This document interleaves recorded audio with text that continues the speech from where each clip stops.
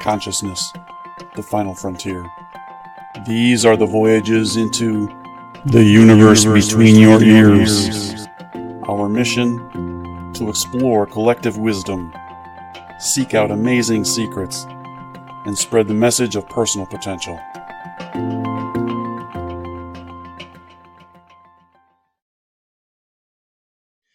Hello, everyone. I'm Tim Starr, your host at The Universe Between Your Ears. I'm joined by my co-host, Mr. Gabi Musheyev. Hello to everyone. Pleasure to be here again. Yeah. All right. And we have a special guest today named Lynda West. Let me just introduce her, and then we will jump right into this thing. Fear is debilitating. Fear prevents us from doing what we want to do. It's a dream killer. In 2015, Lynda West embarked on a daily journey of facing her fears. What she discovered during the year of fears is that with each fear she crushed, she gained freedom. She became numb to fear. Since that time, she's made it her life's mission to help women break through their fears so they can generate more revenue, gain more confidence, and make a greater impact on the world. No small goal. Lynda, Thank you for coming and hanging out with us here for a little while. Thank you. I'm excited to be here. Thanks so much for having me, Tim and Gabby. So where do we start with this? So let's talk about fear. I know you have a different definition from what people usually trot out. Right. Talk about that? One of the acronyms I hear all the time is fear is false evidence appearing real. But what I discovered during my year of fears, which was in 2015, every day I woke up and said, what scares me? And whatever was the very first thing that came to my mind was the fear that I faced that day. So I never knew from day to day what fears I was going to face.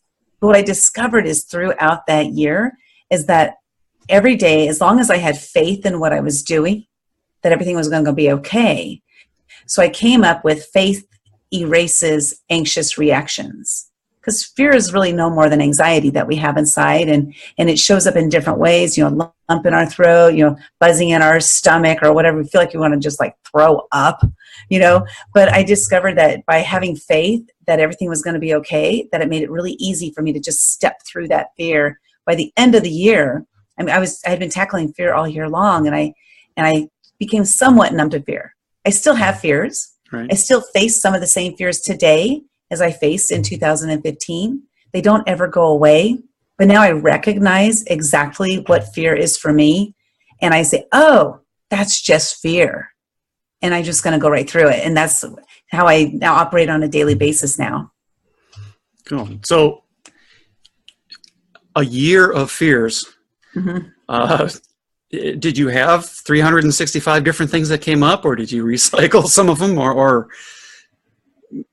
That's a great question, because I didn't have 365 different ones, but I had a lot of different ones. So, for example, since I woke up and I said, what fear do I have at this moment? And I didn't know what it was going to be. It could have been identical to something a month or two before, but I still had to face it because it was a fear of mine, and it was the first thing that came up. So this is just like my method of going through a year of fears, Right. So, for example, I'm terrified of meeting new people, and I did a lot of meeting new people, whether in different circumstances, meeting different people at higher levels than me, or like walking up to somebody in a grocery store. I challenged myself to walk up to somebody, a perfect stranger in Starbucks, and say, can I have a seat with you? And I did that. It was scary for me, but I did it. And it was funny because the way it happened is I said, okay, the first person I see that's sitting by themselves, I'm going to walk up to them and say, can I have a conversation with you? Well, when I walked in there was nobody by themselves. So I had all this anticipation of what was going to happen, and then it didn't even happen. So I waited for about 10 minutes until somebody walked in, sat down by themselves, and then I walked up. It was this gentleman, and I said, oh, excuse me, sir. This year, I'm facing a fear every day. And one of my fears is approaching people and having a conversation. Is it okay if I sit down with you? And so I did. And I sat down, talked to him for about 5 minutes. He asked me what the heck I was doing. Yeah. And sat down for about 5 minutes, had a conversation. I said, thank you so much for helping me with that fear. Then I walked up and, went out of Starbucks. I was done. And he got up and wrote a book about getting over his fear of being approached by strangers. I know, really, exactly. Maybe we'll have to look for that one. Yeah, might be out there. So how many times, or you have to have recognized, I gotta believe that, certain fears are related to other fears. And, so what I'm expecting to hear is a yes on this, but tell me if I'm wrong. If you sort of, I don't want to use the word conquer, but if you learn to deal with a particular fear of some kind, and then when you are then at a future date confronted with something similar or something related, did it make that second one easier to deal with? Actually, the answer is no. It didn't, because even though I had, stepped through, conquered, whatever words we use, right? There's so many buzzwords to use.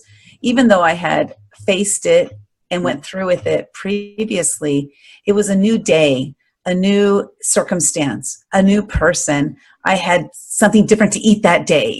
There's so many things that affect us on a daily basis or hourly, minute by minute basis, that even though it was the same kind of thing, I still had the fear. And so I'll share with you quickly share with you one of the methods that I go through when I am attending a networking event, because those things are just so daunting to me there's so many different fears that I face. I relate to this for time. Right. So for me, it's meeting new people, but it's also people trying to sell to me. And how do I say no? How do I set up a coffee date? Like, there's so many different things around a networking event that are scary for me. So what I've learned to do is to, while I'm driving to a networking event, I will actually think in my mind, what is it that I want to accomplish? What's the one thing I want to accomplish while I'm there? Whether it's meeting 5 people, whether it's getting 5 business cards, whether it's setting up meetings, whatever it is. Maybe it's just, I just want to learn what the speaker has to share. So I decide on what that's going to be. That's the first thing. So I don't go in there all scattered. All right. The second thing is, as I'm driving there, I say, when I approach the networking event, I'm going to be confident. I'm going to be full of life. I'm going to walk in there as if I belong here, as if I'm not scared, as if, a lot of as ifs. And then I pull into the parking lot. Before I say what I do, I'll tell you what I used to do. I'd pull into the parking lot and I would just sit there on my phone on Facebook for about 5 or 10 minutes. And then I would have an excuse to leave because now I'm late. So what I do now instead, I pull up to the parking lot, I look in the mirror, I say my affirmations, I am strong, I am bold, I am confident. I walk in there with this extreme confidence, and then I look in the mirror and I say, Shazam! It's just like my power word. Every time I say that word, I giggle, and then it makes me relax and then just feel to just walk right in there. And I do it every time now. Nobody knows I'm shy. When I tell them I'm shy, they're like, no, you're not. Well, because shyness comes from within, right? And it's a feeling that I have of approaching people. And so I go in there with confidence, and it looks like I belong because I make it look like I belong. Yeah. Because I feel it. I don't really feel like I belong, but I make it look like I feel like I belong. It's a great trick, and I'm so glad to hear that I'm not the only one with that issue. I have driven a long way, sat in the parking lot, turned around and gone home. Oh, I'm glad to know I'm not the only one. Yeah. Yeah, I wonder how many we need a support group out there. Yes. I just don't go. Yeah. Gabby admits it. He just admits he's honest with himself.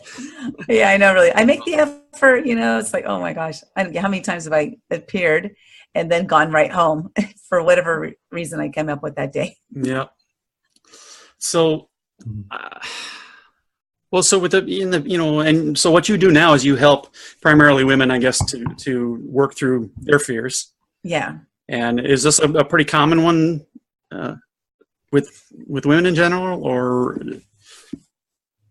It might be common. I guess I'm asking out of my own personal selfish reasons to see how big the boat is that we're in.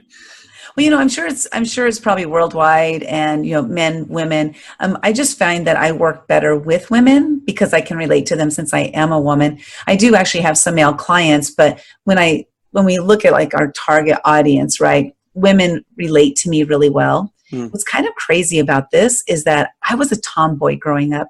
I didn't play with dolls. I played baseball and basketball and football. Like, I was totally a tomboy and I didn't relate to girls very well. But as I got older, I noticed that women related to me. So it's like, oh, okay, maybe I should try to relate to them.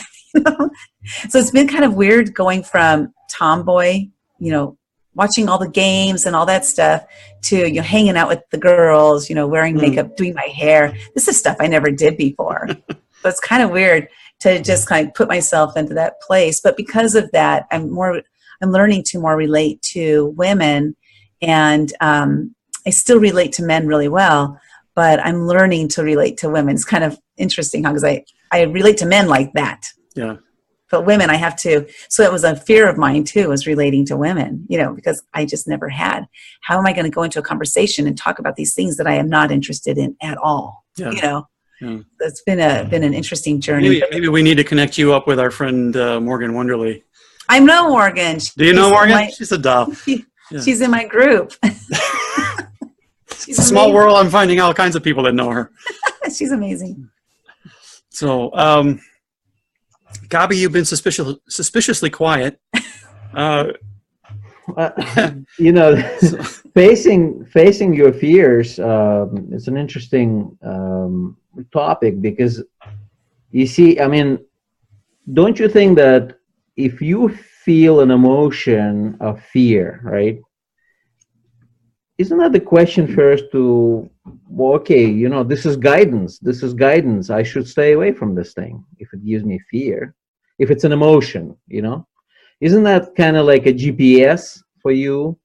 Telling you that maybe you shouldn't belong here. Maybe just stay away. Because as long as you didn't elevate this into your thoughts and started thinking about this and making it into something that it's not, right? But it's a healthy fear, and fear to me is a natural reaction, right? Mm-hmm. So how do you recognize? It's interesting. What is to be used for its good, useful signal? Stay away, Whereas what's valid versus versus, oh, you know what? This is my ego created something out of nothing because of some, influence or some experience, maybe in the past, maybe rejection, in the past, and to really pursue, facing that fear. That to me would be at the core, because I am very aware, you were talking about the network events, right? Mm-hmm. I would feel uncomfortable going into, say, networking events where I have very little to contribute. I got nothing in common with these people, and I could be in the spotlight and not have anything useful to contribute. Mm-hmm. So I guess it would be okay, I don't want to make a fool out of myself. That's a good fear to me. I'm why would I go there? Oh yeah, I see what you're saying. It is interesting because we have fight or flight, right? When we get scared, we intuitively know what to stay away from. If a bear is chasing me, I don't know what to do. Actually, I think you're supposed to lay on the ground. I don't know, but hopefully, I'm never in that position, of being chased by a bear or a mountain lion. But when we're talking about different kinds of fears, just walking into an environment, meeting people, or a lot of the fears that my clients have are a fear of raising their rates, because most of my clients are entrepreneurs. So they're scared to raise their rates, because if they raise their rates, then the client might not want to work with them anymore. And that's a real fear that they have. However, that's a fear that they really need to face, because it's time for them to, get paid what they're worth, and then some, And so those are some of the fears that they face, or even just picking up the phone. A lot of times they don't want to pick up the phone to just dial somebody to close a deal that they know is really close. There's just a fear there. So there's different kinds of fears. The fears that I faced in my year of fears were all emotional fears. They were none of them, I didn't jump out of a plane.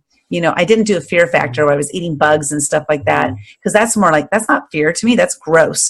That's just simply gross, for me. And so it's just, I think it depends on what kind of fear it is. If you're at the Pamplona running with the bulls, you're probably going to have a little bit of fear. and you definitely want to run away from them, not into them, right? So I think that's a great question, but I think it depends on the situation. So a networking event, it's a harmless situation. And what I learned by facing all of these different types of fears that I had is the amount of growth that I've had in that 1 year was so fast. People would notice in 3 months, like, wow, you've totally changed. And then 3 months later, wow, you've totally changed more, you know? So really by facing all those fears, they for me, it caused a huge, huge growth spurt. Like being open, this was a hard one. I said, you know what? I am open to all criticism. That was hard because people are critical and people will tell you crap all the time without you asking for it, right? Oh my God. So I like really put myself on the chopping block, and some really serious things happened that year for me. People literally confronting me and saying, you know, basically things like, the way you look, you're not going to go very far. I actually had somebody say that to me. And yeah, I was totally open to it. I'm like, well, thank you so much for your tips. You know, I really appreciate it. But it's like some of the things that happen that because I had this open mind to facing whatever thing happened for me that year, I'm still open to it. But it's just that 1 year of fears that I said, every day I'm going to face a fear. Yeah. But because of that, I went through so much growth, and I'm still growing every day. I'm still confronting some types of fears here and there, but it's been an amazing journey, and I'm not done with it yet. I am nowhere near done with it. Seems like it excites you. It does. It should, yeah. Challenge, yeah. Okay. Oh my God. The other day, I gotta tell you guys this. The other day, this started 3 weeks ago. I'm really excited to tell you this. This one time at band camp? I did go to band camp for 6 years. I played flute in high school. Played flute in school. So 3 weeks ago, somebody approached me. Some of my friends they're all going to do a bikini contest. And they said, hey, Lynda, you want to do this bikini contest with us? And I was like, heck no, there is no way I'm going to do that. And then another week later, they're like, are you sure? We're all going to get ready to get started. And I say, I am not going to do that. So the other day, somebody asked me again. And I said, you know what? The reason I'm saying no is because I'm scared. So I'm going to do it because I'm scared. I'm scared. Good for you. I'm really scared, but I'm doing it. Oh my gosh. I don't know what I'll look like. But for me, it doesn't matter if I win, because for me, I won already by saying I'm going to do it. And I'm going to go through with it. That is my winning right there. I don't care. I don't care if I come in last, even if there's like a negative last place. If I come last, I still won, you know. These are the this is a common lesson that comes up in virtually every conversation we have, where it's the journey, it's the process of trying to get to that bikini weight or bikini figure that you want, right? But it's what you get in between starting point and ending point that's really has the value. It's not whether or not you make it, right? It's exactly things you're going to learn and the experiences you're going to have in the process. Yeah, because who knows? Maybe after that one, maybe I don't get to a weight that I want to get to, and that's okay. And then maybe I say, you know what? I'm going to do it again because I want to push myself harder and further and do better. And so it's all about, just growing and growing and growing and growing. And if you try, it's almost impossible to not see some results, right? I mean, yes. And that's where we screw ourselves up, is we don't maybe get what we hope for. We have these expectations. And one of Gabby's favorite words is conditional. It's our happiness is conditional based on whether or not we get to that weight goal, something like that. But that's not true, it's the wrong mindset. Yeah, and my happiness is based, like this particular incident is based on the fact that I'm doing it, and every day. This is only the third day, that I decided to do it, and here it is, the third day, and I'm so proud of myself of what I have accomplished just in these 3 days, and I've learned, through that year of fears, especially, I've learned to give gratitude for everything in life, every single breath I take, and learning to have gratitude, be grateful to myself for giving myself the gift of doing these things. Because so often we see gratitude all over the place of, this person, that person, this thing, that thing. But what about giving gratitude for ourselves, for allowing ourselves to be wonderful, to live a wonderful life and to give it our all and to just like have as much passion as we can for life while we're here. So how is this affecting your relationships, with friends and family and the people that are around you? Has anybody kind of backed away because you're growing, they're not, that kind of thing? Or what's this done in that area? Yeah, there's been a lot of that. I've lived most of my life. When I started the journey, I was 51. I'm 55 now. And almost 55, don't push it, Lynda. Okay. Next month. Okay. I was doing the math. I was like, wait a minute. Yeah, next month. So through this journey, I used to be a negative person. I grew up in an abusive household. I had an abusive first husband. And then after I left him, things started changing in my life. But I still had that negative mindset until I started this journey. And what was really cool is when I started this journey, I started seeing the power of positivity, of just having that positive mental attitude. Napoleon Hill talks about it in Think and Grow Rich, and it's a huge part of living a good life. So once I started employing positivity, and I would say something negative, and I would think in my mind, like, that was negative. How can I switch that? And I would teach myself how to immediately notice negativity out of my mouth and switch it. And then until it got to the point where it's like positivity is like flowing from my mouth, most of the time, like 99% of the time probably. And so what happened, just as like you said, is I had no idea what was going to happen, but people started drifting away. And it's not like I was saying, "Ooh, I don't want that person in my life anymore." They just didn't want to be in my life anymore. Right. And at first it was weird. I was wondering, like, what do I need to do here? That person's kind of not responding anymore. They're drifting away. Do I need to reach out? Do I need to bring them to the light? Yeah. So to speak, right? It's like, what do I need to do? And I had no idea what I really needed to do. So I talked to one of my mentors and they said, just let them go. Mm-hmm. They're not meant to be in your life right now. And that's okay. So it started happening a lot. And to where now in my life, I would say just about everybody in my life now, with the exception of my family, is people I've met in the last 3 years since I made that journey. And oh my gosh, it's amazing. It's not really surprising to me. Yeah. So I really would like to go back a little bit to actually the fascinating, subject of really facing your fear, right? So say you identify that you are fearful of something, right? Mm-hmm. So there has to be some kind of mental transformative process that you follow, right? It's a multi-step process, right? That you follow. Is that, do you think that this is like personal for everyone, or is that something that could be shared and people could really get better at it by following some kind of standard approach?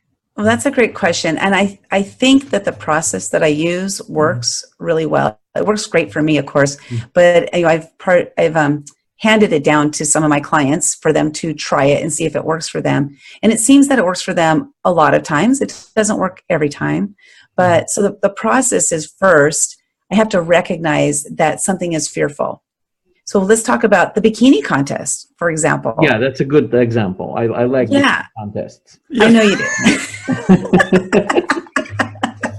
So this is a great example. It's not talking about football or anything. We're talking about bikini contest, right? So just with that alone, remember, it took 3 weeks for me to say, oh, I'm scared. That's why I don't want to do this. Mm-hmm. So even though I was saying no, I didn't really, I just don't want to do it. I don't want to do it is why I was thinking, but I didn't realize it was actually because I was scared. So it took 3 weeks for me to realize that I was scared. And then when I started thinking, oh my gosh, it's because I'm scared, then I had to figure out, why am I scared? Why are you scared? And then I realized it was because I've been a private person my whole life. even when I was a kid, I have three sisters. We didn't even dress in the same room. Like we would, one of us would dress and the other one would be in the bathroom or whatever, even when we were kids. So I'm very private with my body. And because of that, I had to say, well, wait a minute, that's the way I was. That doesn't mean I have to be that way now. And then I can go ahead and put myself out there. So it's realizing why you're scared and what's causing that fear. And most of the time, it's something from our past. So is that the novelty of this experience that scared you, or maybe a fear of being judged? Probably both. I feel like I've gotten rid of the fear of judgment, but maybe in that one instance I haven't, because it's so personal to me, that privacy, So for example, I do all kinds of crazy stuff, and I'm not fearful of being judged at all. But maybe this being different because now you're literally put on a pedestal, because you got to go up on that. You got to go up there. You're in front of people. I don't know if we got to turn around and do all this stuff. I don't have any idea what we're going to be doing. Right. Do I have to wear high heels with a bikini? I don't know. Well, we're hoping, yeah. with the stockings, right? Yeah. That looks great. We actually. Actually, I could connect you if you're interested. The first episode of our podcast is an interview that we did with a friend of mine named Burns Bedard. Okay. And she was a pretty influential bikini designer for fitness competitors. Awesome. And she had to do her own body transformation. And she's got pictures online. She's very open with it. She started out, she's 5 feet tall, and she started out at 165 pounds. Okay. And 50 years old. So, and now you look at her and go, holy cow, she could be wearing her own bikinis. That's awesome. But she's got all into fitness and not fitness, but in health, nutrition, and all that stuff. So. But it's amazing to see the transformation, and she's just a little fireball. She's like so much fun to talk to. Yeah. Very much so. So Lynda, so you identified your fear. Yes. Then you went into exploring, okay, why might that be? Although you don't know exactly, but you're coming up with some, possibilities, why you had that fear. Right. So now I still have that fear. I know where it came from, probably, but that doesn't help me getting over this, right? What do we do next? Right. So that helps me, because I love to look introspectively, like what's causing me to react different ways to different situations. So then the next step for me is to say, okay, that's what it is. Now I need to decide, do I want to go through it or not? It's just a decision, right? So it's just that moment that you make that decision. And that's when I said, yes, I'll do it, is because I realized exactly, well, like you said, what I believe is the root cause of me not wanting to go up there. And so I recognize that, and I just make a decision. Are you going to go through with it or not? Is it going to harm me? Because like earlier you were talking about, like we were talking about fight or flight. Yeah. If it's something that can harm me. You're basically saying, is there any basis for me to be fearful of this, or if there's nothing that you could come up with intellectually, right? Right. So it has to be then something that maybe just is a product of your thoughts, and you're putting too much attention to it. Let's just do it, right? Yes. And so when you do decide this, though, you kind of go against your intuition, don't you? Like, right. are you basically convincing yourself first that it's gonna it's gonna be great? I decide that it's gonna be great. I'm gonna do it, and you know what? I'm gonna be great at it. I'm gonna be perfect. I'm gonna be successful at it, right? But I mean, if you just don't feel that you're gonna be great, will you still do it just to face it? Yes. I do, because I realize it's the fear that once I, like I said, once I said yes to the bikini contest, I already won. Did you do it though? Did you go? Oh, it's not until August. Oh, okay. Yeah, you still have time to backpedal. No, I'm not going to be doing that. Not backing out. Gee. Thanks for your support. He's got money against me. I see how you are. This is good cop, bad cop. I'm all on your side. Well, you know what's funny is because you mentioning that, this is where that faith comes in, you know, having faith that everything's going to be okay. And there's another one I discovered too, is that desire. Like if your desire or faith are really strong, your fears are weakened. Now they might not disappear, but they're weakened. So if you're wavering on something, you have to think, well, what's my desired outcome? And do I have faith that it's going to work out the way I want it to work out? And if your answer is no, then maybe that's not the thing to approach. But if your answer is, I have faith it's going to work out, then just go do it. You know, what's the worst thing that can happen? You can say, I tried it and it didn't work. Yeah. Yeah.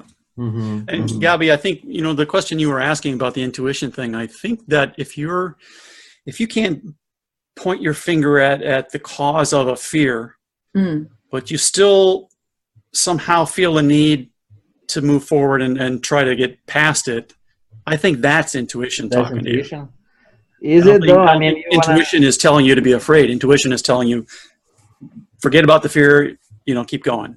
Well, see, that's interesting because if you think about, I'll use an example. One of my clients, one day she called me up and she had a really low rate. Like, so we'll talk about these rates thing. So she called me up and she said, I'm going into a meeting with this guy and I don't know what to say. And I said, well, because right at that time she was charging $30 an hour. Okay.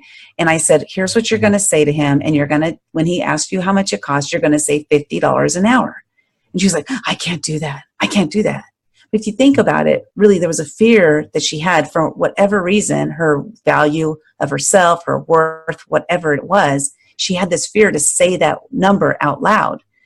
But, you know, I instilled in her that it's okay. If he says no, it's okay. It just means he's not a client for you. So she ended up spouting out the word $60 and he said yes. So now it built on her the feeling of I can ask for more and they might say yes, instead of I can ask for more and they might say no. And so it's just breaking through that very first one, but, you know, just giving her that confidence to walk in there and say something that was higher than she was asking for before. You know, so it's her feelings were bad. So intuition, she might say, I can't do that. I can't do that. But then she had the support of somebody who says, yes, you can, and you're worth it. Go do it. So then just put her out there and she just did it. Yeah, no doubt. The support is key. Yeah. You know, yeah. Absolutely. Yeah.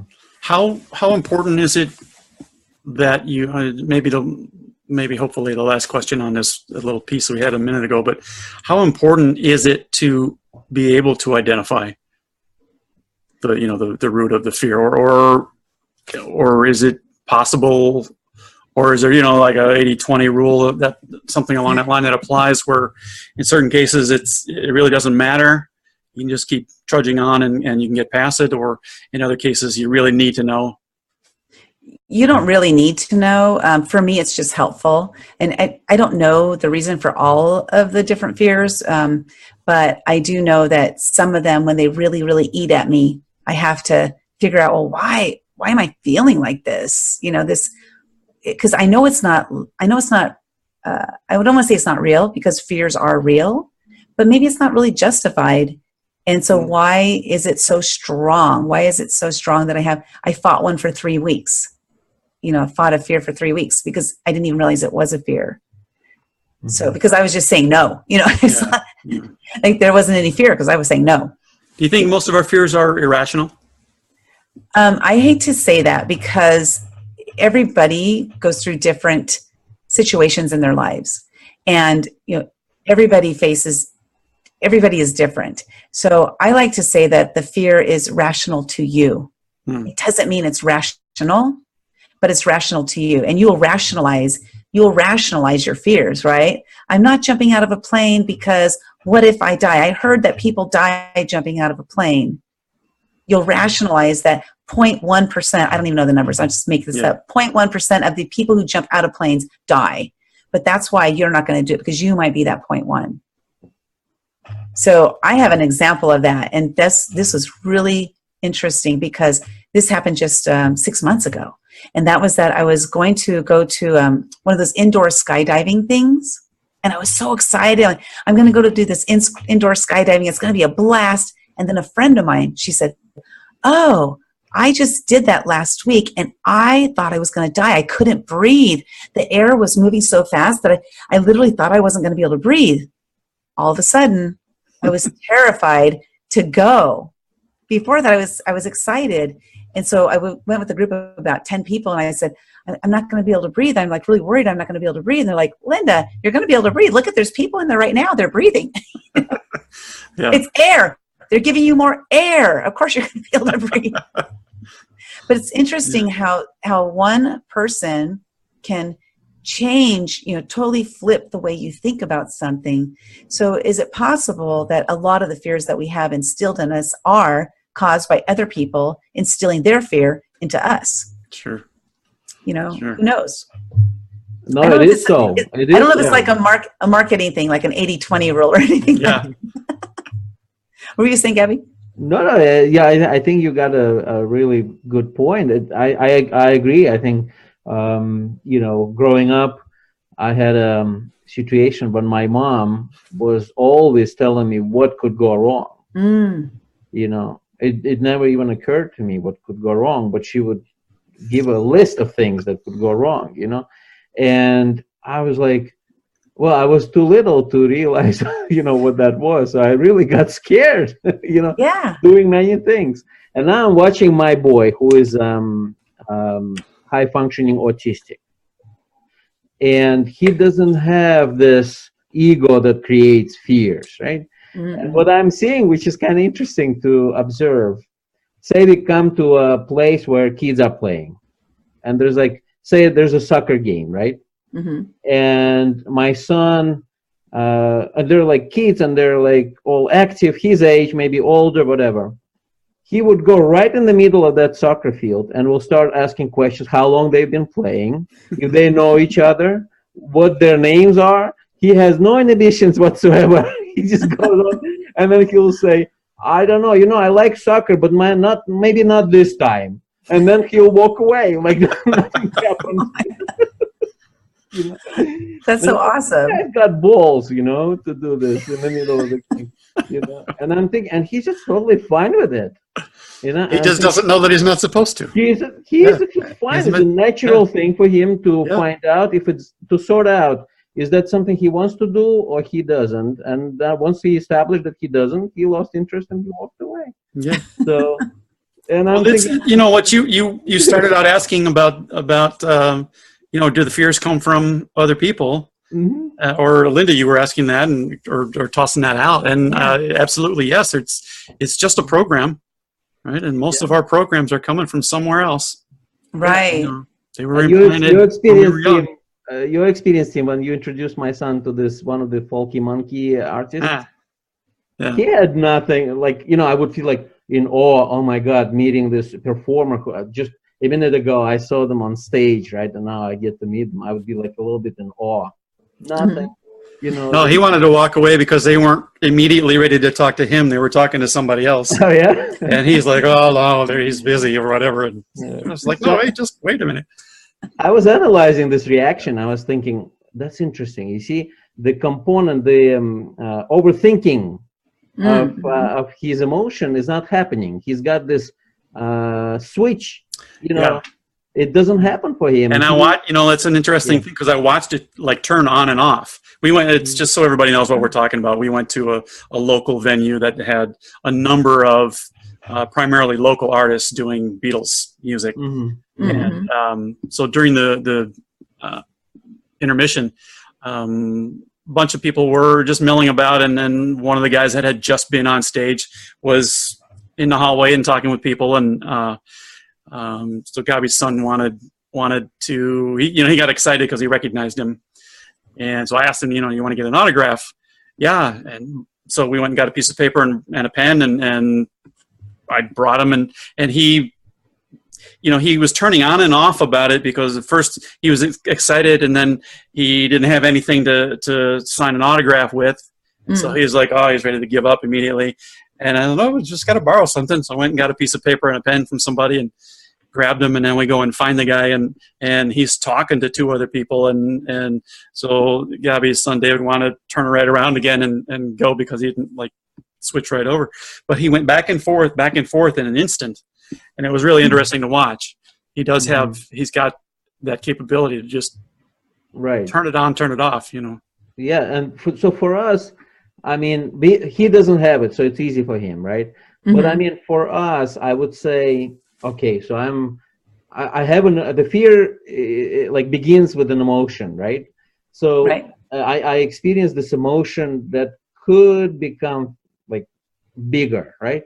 And when would that become bigger? If I allow it. And I think that's what you're referring to, Lynda, right? When you make a decision, right? Right.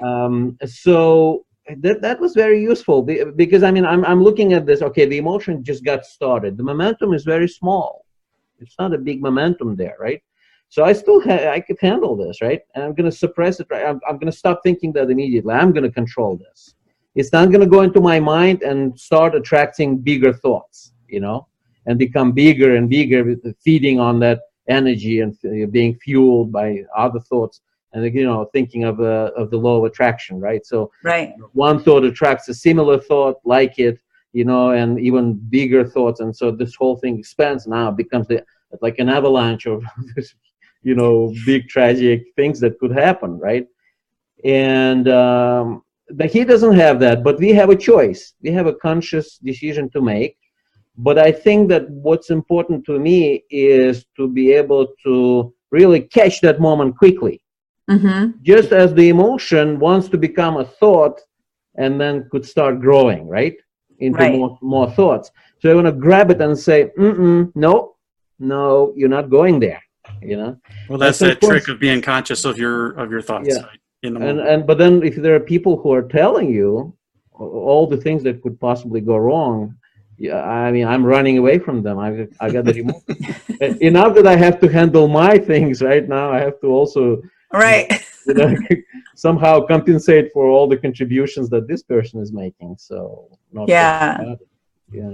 that's so true. And I love to give the analogy of a kid at an amusement park, maybe at Disneyland or something, and I don't know how many times I have been practically run over by a kid because they were running to their goal, whatever their goal was. Now I call that their desire, right? So they have this desired outcome of getting to see Dumbo or getting to see Mickey Mouse or getting that candy or whatever.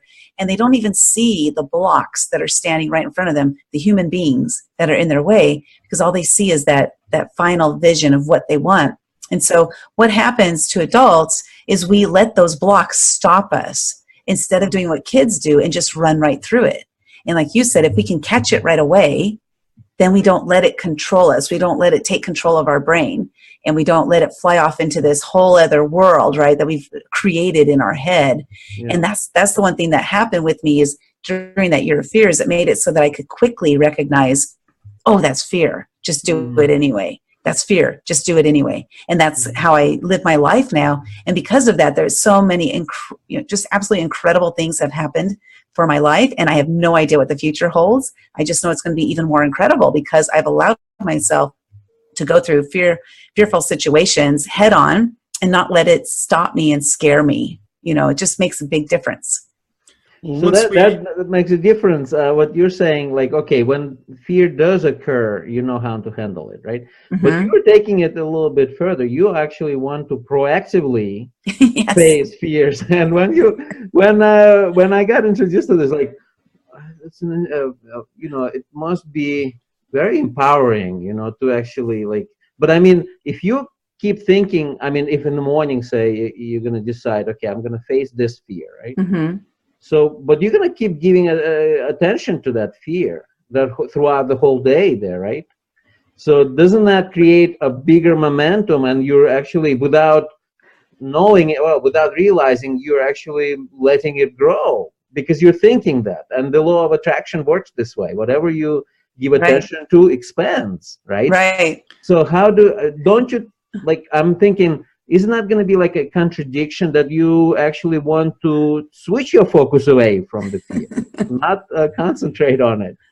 Well, that's very interesting. Very interesting concept. I hadn't even thought about that. I don't still wake up every day and say, what fears do I have? But what I have recognized is that somebody asked the other day, what kind of fears do you have? And I had to really actually think. Whereas before it was easy because I had so many. And How it's much time not. do you have? I'm just trying to. You had to list all the fears. Yeah. Yeah, but they've dissipated and they've gotten lesser and lesser. That's a good, that what you shine your consciousness at dissipates. So once you owned it, basically, you kind of became like, okay, I'm aware of this fear I'm having, I'm accepting it, I'm surrendering to it, basically, right? And then that dissipates it. Because the fear behind it, well, you're not buying into the emotion. You're not buying into it. Yeah, you're accepting it. Okay, so what? Yeah, exactly. And just saying it's part of life. It's an emotion. It's I can let it overtake me, or I can overtake it. I get to make a choice. And which do I choose? Well, I choose to overtake it and not let it control my life. Yeah. Because I let so much fear control my life in the past, and I'm done with that. I'm so done with that. Yeah. I think that's the answer to your question, Gabi, about the law of attraction thing and what you give your attention to. It's the kind of attention that you give it, right? It's if you're mad about some injustice, and you're out there fighting and you want to pick it and stuff, then you're giving it power. You're not dwelling on that, right? Well, but you can join forces with some other kind of an organization that has a different perspective on how they're going to fix that. They're going to work with the system and change it and get inside and whatever, versus just go out there and butt heads against it. I'll tell you, my daughter is 25 now, but I remember when she was 12 or 13, she was shivering in the evening. One evening I found her, she wasn't still asleep, and I was like, it's late. And she was almost like shivering, and she was very disturbed. And what happened, I sat down next to her and I was asking her what was disturbing her so much. And at that time, she became aware of death. And she just couldn't overcome that. It was shocking that one day I'm going to be no more, And she was a very emotional, very sensible, young girl growing up. And I kind of like felt her emotion and that fear that I'm gonna one day. How is it, Pop, that one day I'm just not gonna be there? Where would I go? And she couldn't sleep. There was like insomnia, many nights, and I just couldn't know how do you get somebody to face this and overcome this, especially at this young age, right? Yeah. So and it was a challenge. It was a challenge. At that time, I didn't know what to do. I was like, my biggest, the best thing that I could tell her was, well, dying is not really scary. I mean, it's like switching the light off. You just go to sleep and that's it. I mean, it's no big deal. Plus, they say that maybe you're still alive after you're dead, so you could be watching just in a different form. So just to offer some, reasons not to be scared. I don't think it helped. But like, what are you talking about, Dad? What are you talking about? Well, she probably watched a lot of YouTube videos, and on this. Oh, that's so funny. I guess just holding her and giving her a hug finally calmed her down a bit. Yeah. To have such awareness at a young age, I know at 12 and 13, I definitely wasn't aware of death and what it meant. And so just to have that awareness at such a young age, wow. Yeah. Where do you go with that? I don't know. Yeah. I remember a quote by somebody that being fearful of death is like being a slave. You're enslaved. You cannot live your life if you fear death. And it is so true. I was reflecting on this. I mean, you don't know where you fall, but if you live in that fear, this life is becoming just a torture. Yeah. I think any fear that kind of becomes an overriding idea in your mind is gonna fall into that category. I mean, death is probably the biggest. The primal, yeah. But there's plenty of others that can take over, and people end up staying in their houses. Yeah. Because they're afraid to go out the door. Yeah, exactly. So, Lynda, what's the book that you wrote? And I'm sorry, The Year of Fears. The Year of Fears. Yeah. I'm going to ask the question because my other question that seemed to have a natural answer got a very different answer. So, No. yes, exactly. So it seems like having gone through this year of challenging yourself like this, it seems like a natural thing that there's stories to come out of it. There's growth to tell about. But there are plenty of people out there who go through stuff and have stories to tell and have lessons to share, but don't. So what was the thing that got you to actually put pen to paper or fingers to keyboard or whatever to actually get it done? To actually write the book? Uh-huh. Well, I was challenged by one of my mentors. Said, you should write the book, about your year of fears. And I said, okay. So that was over a year ago. And I would write here and there, and just things weren't coming together. And then actually what happened was after about a year of, putting things, I would handwrite in some places. I would journal in different places. I was just journaling all over the place. And it was a big mess, right? And so I met this woman. She gave me a really great tip of how to write a book quickly. And so I took her advice and I just did what she said, and I wrote it in 2 weeks. So do you want me to give you that tip? Sure, absolutely. Okay, so when you, for my book, because it was a book of my stories, especially this works really well, is I just open up Google Docs, and there's a voice typing thing on there, and you just click on that and start dictating into Google Docs, and it translates your words.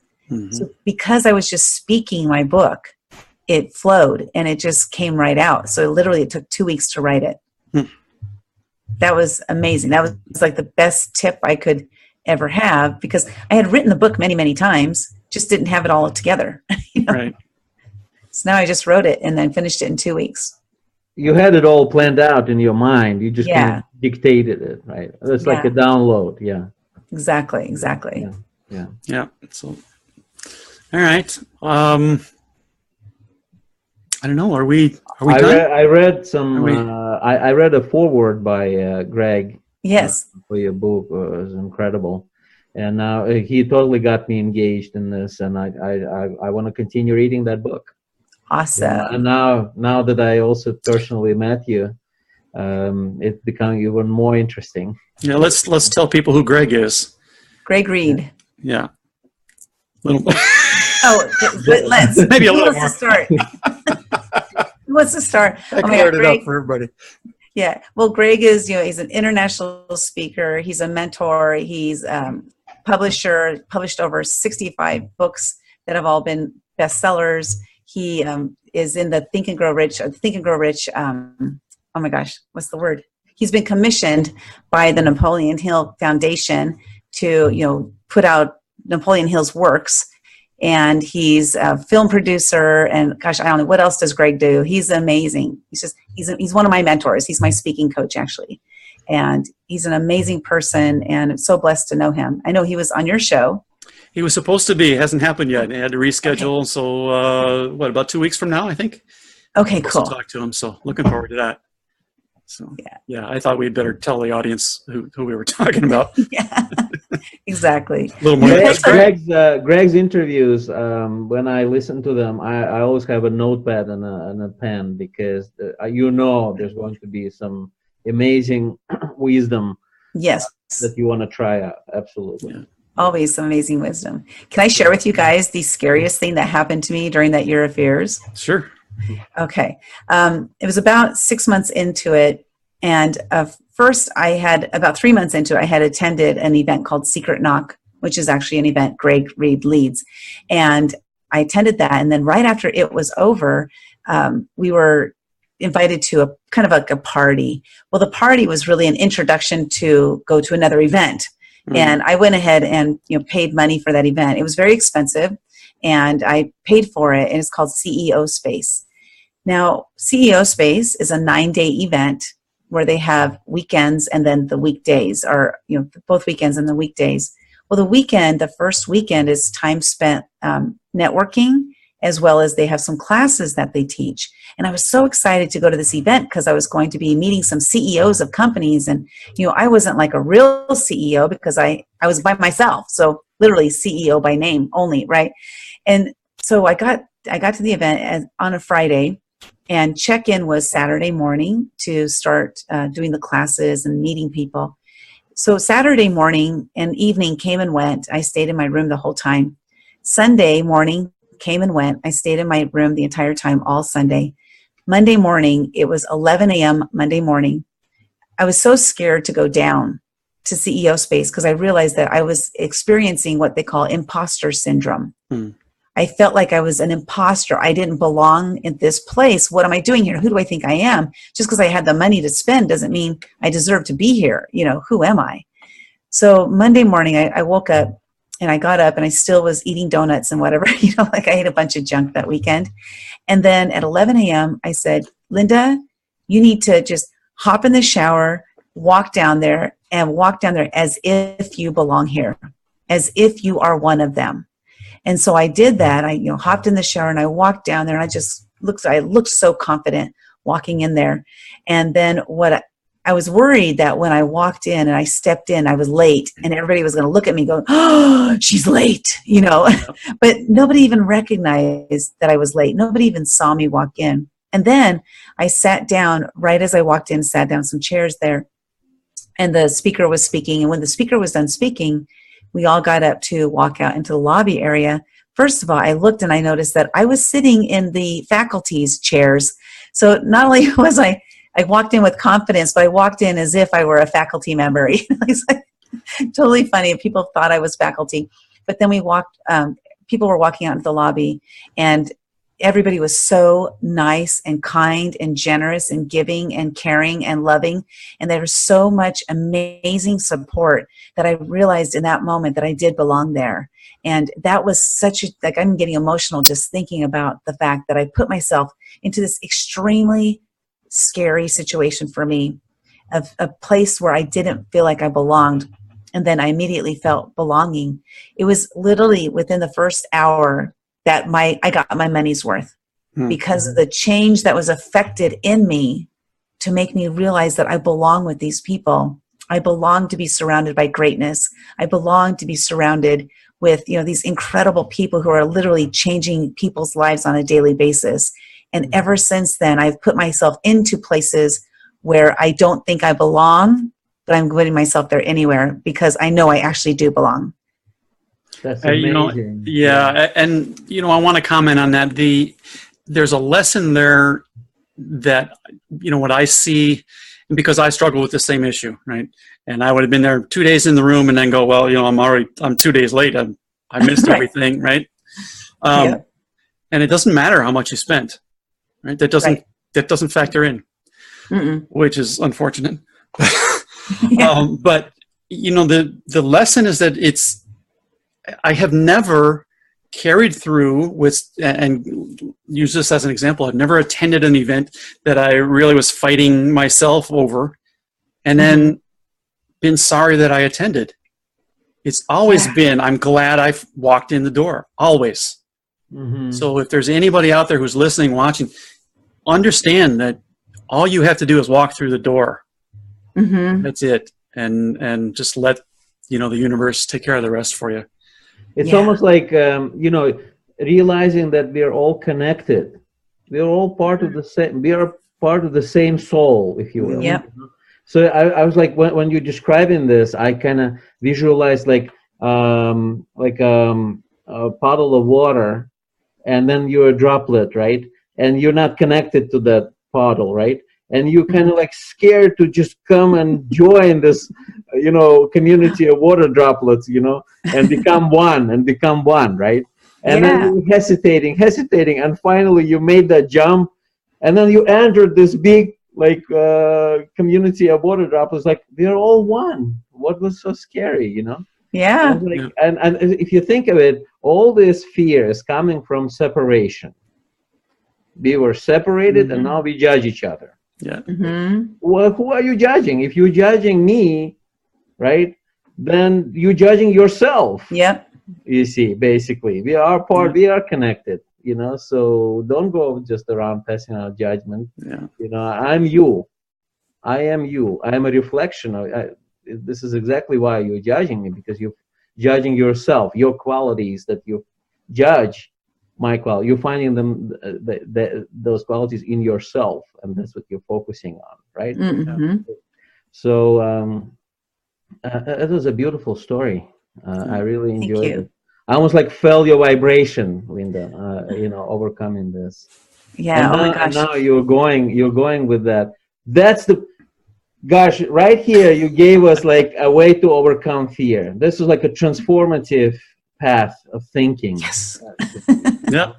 Absolutely. Well, that's what we're trying to do is to, Yeah. you know, and stories are the It's inspiring. best delivery method, right, for a lesson.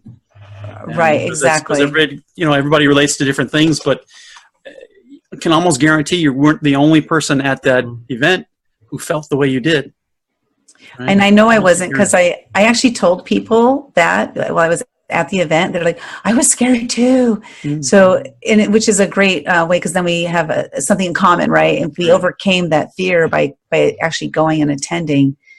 And it was just really crazy, because the imposter syndrome, it was so strong in me before, and now I don't really feel that. I realize, just as Gabby said, that we are all connected. And I mean, I'm doing some really, really crazy stuff coming up here, and I would not even have considered reaching my hand up to do it, maybe even 6 months ago.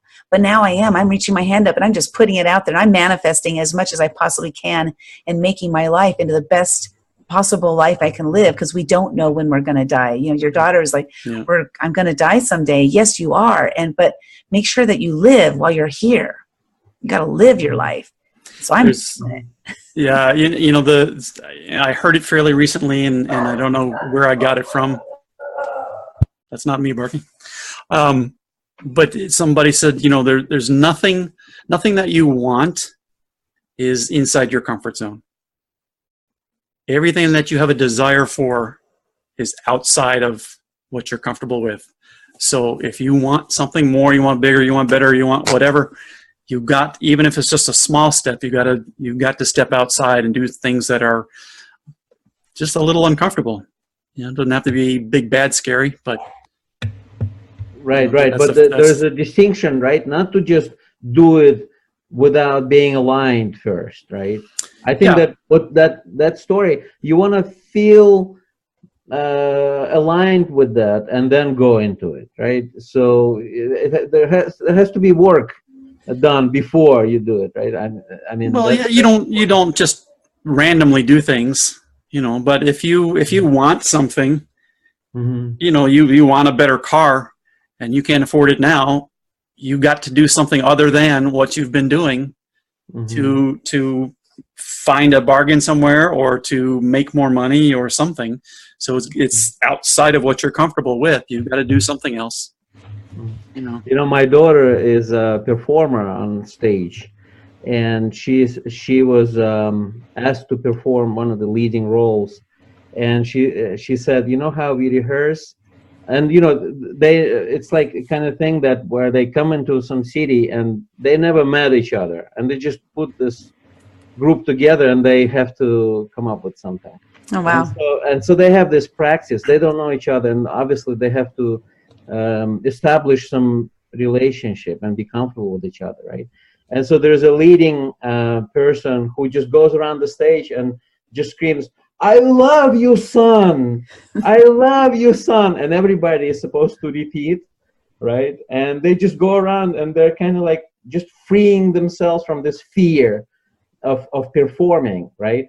By just putting the, like screaming their lungs out, I love you, son. And that gives them the connection to this love energy, and that we are all under the sun screaming the same thing, celebrating this energy, this endless, limitless energy of sun, right? And that kind of brings them together. What I'm saying is they wouldn't go into this activity until they broke down those barriers. They're removing them on purpose. I mean, there are techniques, in the world of performers on stage, right, where they know and they consciously break down these kinds of things. So when you're saying go outside your comfort zone, to me it'd be like jumping to put yourself in outside the comfort zone without doing this work, right? That's what I'm trying to address. Right? So you really want to I think you really want to first remove all these barriers that your ego elevated. Right? That's not going to always be possible. But for something like what Lynda is talking about, and this fear of going into a networking meeting, you're not going to remove the barriers. You have to just decide that you're going to do it, and then you just walk in through the door. Yeah, fearful or not, because the fear will possibly subside when you walk through the door. So for me, it does, because I'm what's known as a shy extrovert. So I'm shy until I go into the door, and then once I'm in the door, I'm fine, and all of a sudden I'm happy and I'm excited to be there. So for me, even though I know that once I enter that door, I'm going to be fine, I still have that fear entering that door, and it's almost every single time. Even when I go to events that I've been to many times, and I know it's going to be a bunch of people I know. So, I actually attended an event recently. It's called City Summit in Los Angeles. And I got invited to the event. Greg Reed invited me as his guest. And so I got to the event and knew I'd know Greg, but I didn't know if I'd know anybody else. I'm going to a totally different environment. I'm from San Diego. I rarely go to Los Angeles. So I'm entering in this fearful zone of potentially meeting a whole bunch of people that I don't know at all.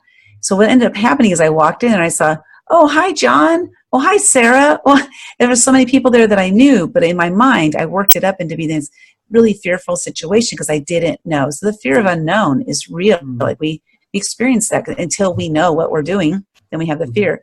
But sometimes, even though we know what we're heading into, we still have the fear, even if we've encountered that fear before. And I still do experience that on a regular basis, especially for me, it's networking events because I go to so many of them. But there's so many different fears out there that we can either face or not face, and it's up to us. Now, I've chosen to face as many fears as possible because that's where my growth happens. Every time I step through one of those fears, I grow. Every single time. It's never failed me. Yeah, I'm actually avoiding fears. I'm not. He has a fear of fears. Yeah. You made a choice. That's your decision. Yes, and you know what? I don't overthink it. I'm just like, well, this is not for me, and I'm not gonna dwell on it's not for me. I mean, maybe some other crazy people, could do it, but not me. So. And that's okay. Crazy. I'm okay with that. I'm okay with that. No, I mean, for example, so going down, like skiing downhill, like from really, I mean, some people would take a risk to do it, even though they're not feeling that they're skillful enough, right? Yeah. Like, there was this junior lift, that you could go on skiing, right? But they will go and say, maybe I could, come down alive in one piece. That's not. I don't think those guys think about it that way. I don't think that this is going outside your comfort zone. I think that's plain stupid. That's so funny. Love it. All right. Well, I think we're up against our time here, right? Yeah. So, Lynda, before we close this off, let's give anybody out there who wants more from you, let them know how to reach you. Let's tell them about how to find the book, et cetera, et cetera. Okay. Well, my website is livinglive.tv, and they can find the book at livinglive.tv/YOF, which is Year of Fears, Amazon. So it's livinglive.tv/YOF Amazon. Okay. The Year of Fears. You can do it. Cool. That's right. All right. Well, this has been fun. It went by really, really quickly. Yeah. Thank you for joining us. Thank you. Thank you for getting for facing your fear of meeting new people and coming to see. Yes. And yeah, we'd love to have another conversation with you. You were a tomboy, Lynda. We immediately connected with you. Exactly. Well, it's funny. I can be around a lot of men, and I don't feel there's no weirdness for me. I don't feel any difference. Like, I feel like I'm on the same plane, the same wavelength, because most of my friends were boys when I was growing up. It just was the way I was. I was climbing trees and all that stuff. Cool. Best of luck, and it's a pleasure. Thank you. And a privilege also to meet with you. And look forward to meeting you in person sometime. Yes, thank you so much. I look forward to meeting you too. Yeah. All right. Bye. Bye. Bye. Thanks everybody out there for joining us. Hi, this is Tim Starr. Thanks for joining me and Gabi on the universe between your ears. We really appreciate you taking the time to hang out with us for a little while. And we'd like to see you again. So be sure to subscribe wherever it is you're consuming the podcast from, whether it's YouTube or Stitcher or iTunes or whatever the hell else is out there. We want to see you again. We also want to hear from you. So let us know what you think of each episode. Let us know if you got an idea for a future episode that you think would be just killer. Absolutely, let us know. All right? Thanks again, and we will see you next time around.